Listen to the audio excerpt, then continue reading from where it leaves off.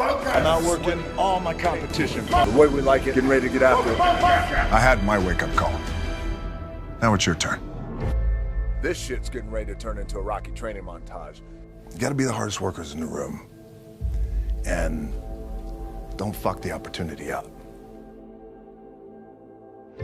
Instead of telling you what I think you should be doing, or how you could be better, or I thought, well, let me just speak from the heart, speak from my gut, and really not have anything prepared, but just tell you what's worked for me.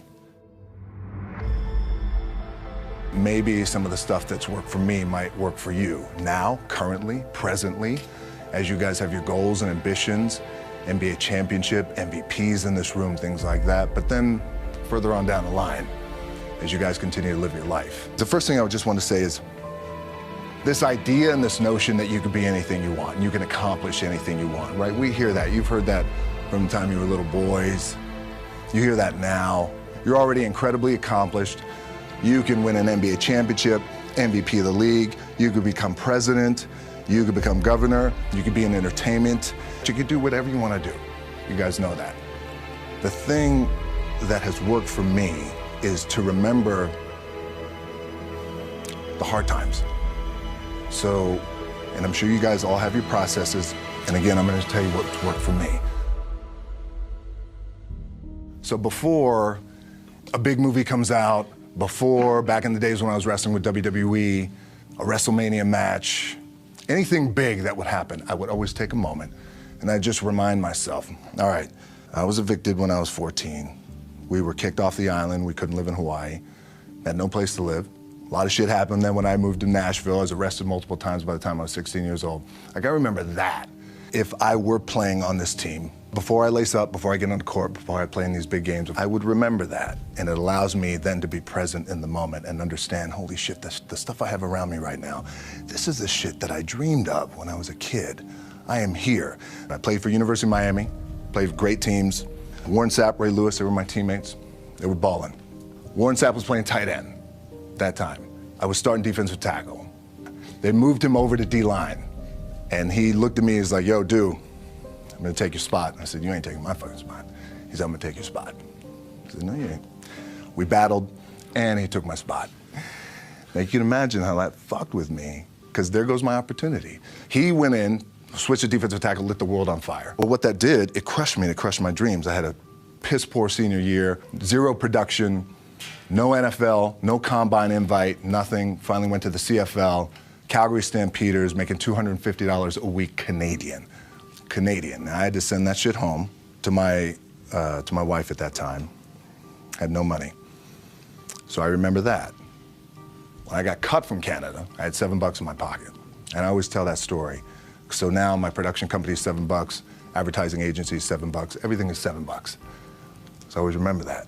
What helps me is to keep the hard times in the front of my mind, because it allows me to go into these big moments that I've worked my ass off, and you guys have worked your ass off. It allows me to go into these big moments with a different perspective.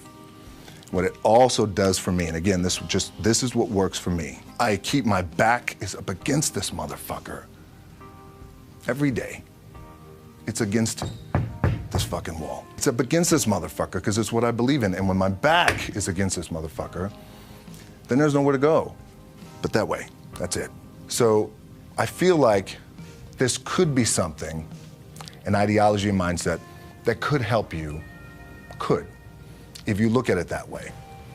For me, I need this. I need this. So every day, my back is up against this motherfucker, and this is how I operate. Now, doesn't mean you don't smile, doesn't mean you don't laugh and joke, right? You're happy, I'm a happy guy. But when it comes to business, and when it comes to executing, it's up against this. And I gotta go that way. And I don't give a fuck who is in front of me. They're not gonna stop me. I feel like for me, it feels seamless.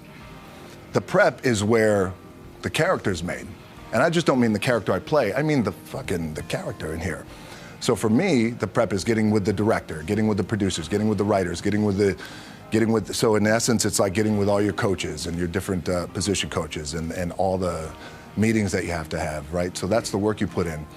The key for me was Where does it start?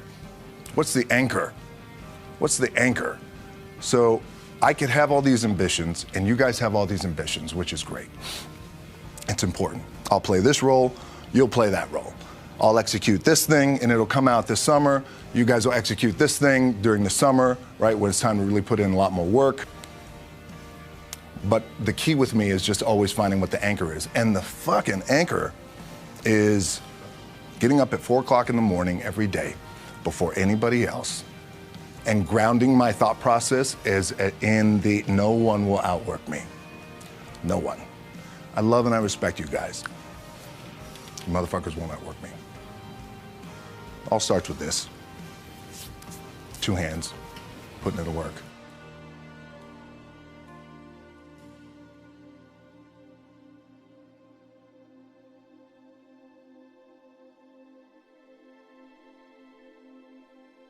The anchor for me has always been the work in terms of the weight room training. So when I first started wrestling, I was 6 years old, rolling on the mats with my dad. My old man, a lot of you guys won't know this. Yeah, Rocky Johnson. My old man was Rocky Johnson. He was the first black WWF at that time. First black WWE tag team champions with Tony Atlas back in 1983. My uncles were the Wild Samoans. I come from a long line of pro wrestlers. But before the wrestling part happened, I was just in the gym putting in the work at 6 years old, rolling around on the mats. And finally, when I could touch weights at 13, that's what I was doing. But the weight part for me and the gym part has always been, has to be the anchor. It allows me to keep everything grounded. Your body's your body, right? You're young now, you're balling, everything feels good. You have your little nicks and dings and all that shit. You're gonna have that. You're gonna have your surgeries. Hey, we all have it. But eventually, and I promise you this, the one thing that will never, ever, ever go away is you get your ass in that weight room and you put in the work. That's gonna happen when you're 30, 40, 50, 60, 70. That never goes away. You get on the court, you shoot some shots, but you're gonna wind up right back in the weight room, right? Right back in your spot. Film gives me the biggest opportunity to make the biggest impact, global impact. I don't want to make small movies. I love and respect our movie business, but I want to make big movies that do well, and when they do well, it's not the money thing, because we have money, right? Money's good. Money's good. It ebbs and flows. It's the idea that I can impact as many people as possible with a big global movie. And when the global movie is touching $1 billion, that sounds good, right? It's good for the bank account, it's good for everybody involved, everybody's getting their piece of cake, it's great. But what that does do, I know I'm impacting people around the world by giving them some good entertainment, making them feel good, leaving the theater floating. So it's the same thing, right? When you guys have this bigger goal, say for example, when you become world champions again, as polarized as the sports world is, it's a fucking incredibly inspiring thing, even if they're not fans of your team. Even if they're not fans of your team. So think about that, when you guys do that, the impact that has, the ripple effect that has for the city of LA, California, the United States, the globe, little kids. Damn, I want to be that one day.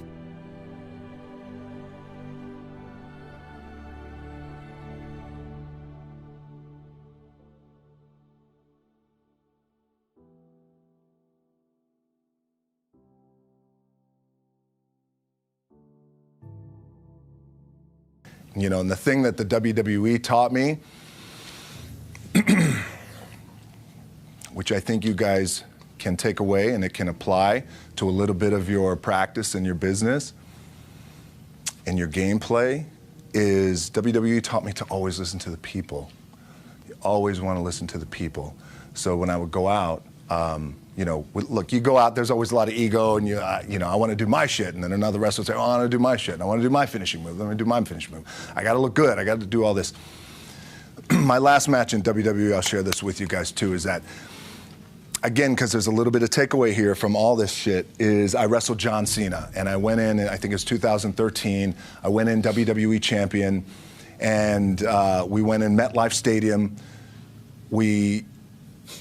We had a record-breaking attendance, which was amazing that night. We accomplished our goal. So I wrestled with John Cena. We had 45 minutes planned for the match. It's nonstop go, right? So your conditioning is tested. And at that time, I wasn't full-time in WWE. I was just doing these spot matches where I was still shooting G.I. Joe, I think, or Pain and Gain at that time. It was Fast and Furious 6 in London. Had to travel in the ring, get all my ring work in, travel back to shoot Fast and Furious, then back, WWE Raw, doing those shows. The big build-up to WrestleMania against John. We get to MetLife Stadium. It's a big night. This is it. It's game night, right? It's championship night for me. 45-minute match planned out. There's no cut. There's no, all right, well, let's pick it back up tomorrow. You know, it's go time. It's just like you guys in a game. At the 15-minute mark, bang! I feel something pop. I'm like, boom, what the fuck? I'm laying there, and both of us are out. I said, oh, fuck, something's going on. And I stick my hand, now there's 85,000 people, right? And we're just laid out like this. I kind of roll over, I stick my hand down in my trunk just to see, I want to make sure that there was no bone sticking out. So if there's no bone sticking out, what the fuck? Something just happened. Referee comes over and he's like, Rock, you all right? I'm like, yeah, I think I'm all right. I said, fuck. I get up, I go to step, and I can't step. I can't do this. I have to use my leg like momentum. I gotta do that. So now in that moment, and you guys are gonna have these moments, you probably already had them already, where you're in the game and you're in the thick of things, and you gotta make a decision. What I gotta do? I'm gonna stay in the game, committed to the team, I committed to my team, the whole entire roster, right?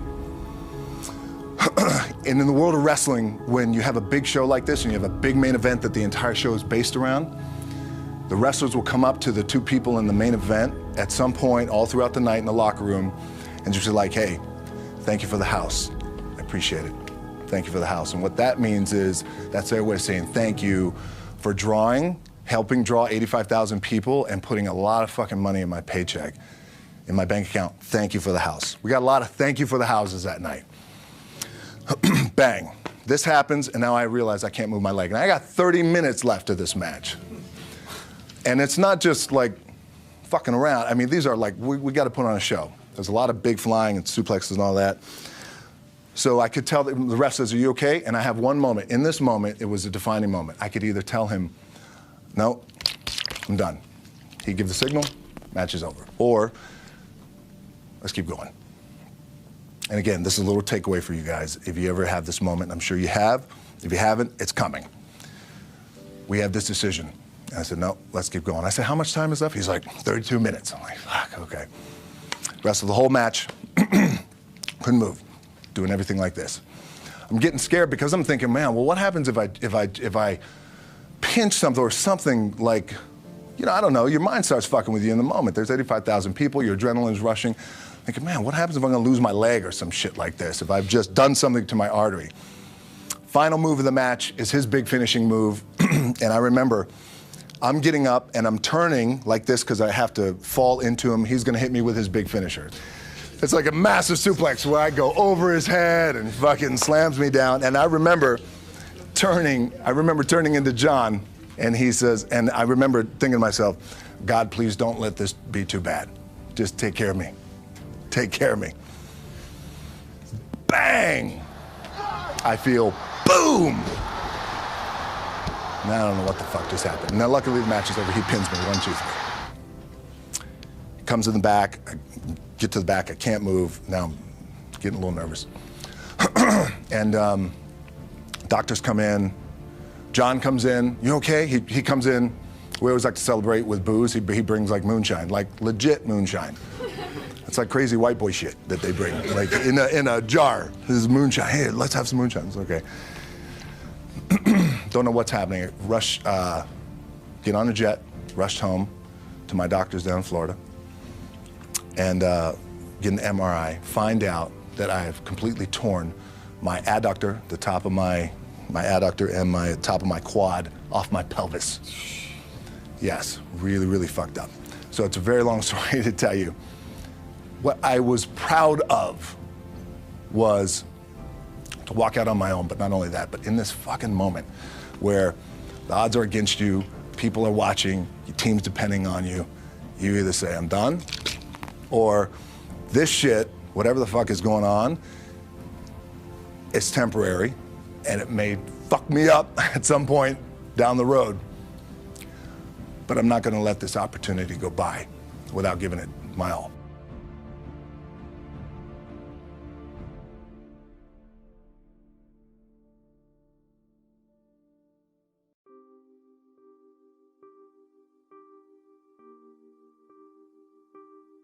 Look, at the end of the day, like again, it's the kind of stuff that I talked about at top is I have to hold on to my dad in his pickup truck came down 4 o'clock in the morning, picked me up in Miami from Tampa. We lived in a little shitty apartment in Tampa. He drove down in his little pickup truck to Miami to get me when I was cut from the CFL. I was driving up I-75. I don't know if you guys are from Florida, any of you guys, if you know, I-75 is like, especially down in Florida, Alligator Alley. I'll never forget it. It's 4 o'clock in the morning. And I thought, well, fuck. I leave home like you guys left home. I'm ready to tackle the world, to get after it, achieve my dreams and goals. Fucking crushed by 22, 23 years old. Now I got to move back in with my mom and dad. I played on great teams, though. Wait a second. This is not supposed to be my future. I'm supposed to be in the NFL right now. I'm supposed to be making a lot of coin and buying my parents shit, buying me shit, taking care of my wife, but it never happened. So I pulled out my wallet. I thought, well, let me see how much money I have. I opened it up. I had a 5, a 1, and change. I'm not fucking around, and well, at least I rounded up to $7. But I thought, God, ain't this a bitch? I got $7 in my pocket. Where the fuck do I go now? What do I do? I can't go back to CFL because you know, the point comes where you hear that voice, the big run's over. Like, you're done, right? So I heard that voice. So as Coach was saying, man, I hold on to that shit. I'm telling you, my back is up against this motherfucker. We laugh, we joke, we have a good time. Press is always fun to do. Sometimes you gotta make it fun. That's another thing. You gotta do your best to make press fun if you can. But my back is still up against this motherfucker. I do not forget it. So Coach was saying, like, you're gonna go through challenging times as a team. You guys are on the come up, you're on the rise. What this also helps me do, and again, it works for me, is at some point, you gotta be fucking tired of not being number one. You have to be, and you gotta fucking play angry, and I play angry. Now, I'm cool and calm with my approach, and when I step out on my field, which is a set, or, you know, like, there's some, and you're always gonna have haters, and haters are like, well, God damn, man, how many movies are you gonna make, or how much shit are you gonna do? Like, you do a lot of shit. I say, yes, it's my ambition. Of course, why not? I could do it, yeah. I love what I do. And not only that, but in what world do we not work every day? It doesn't mean, it's just like you guys in the off season. You gotta work every fucking day. It doesn't end. My back is up against this thing, you know, and I started to play angry, by the way, and I still play angry. My last match, Brock Lesnar, transitioned, and I realized if I had to be great at something, I wanted to be great in this world of Hollywood and movie making and producing and entertainment, I had to commit. And like you guys have to commit. Obviously, you commit to something, commit to the goal. So I quietly retired. 2 years later, I thought, what the fuck did I do with my career? Because my movies were not doing well. I was written off. I was like, it was around 2006, 2007. I was like, God damn. I pulled a Jim Brown. I left when I was on top, like number one in the wrestling business, and I left. It was a ballsy, gutsy, some call it stupid move. But I had to commit and I had to follow what was in my gut.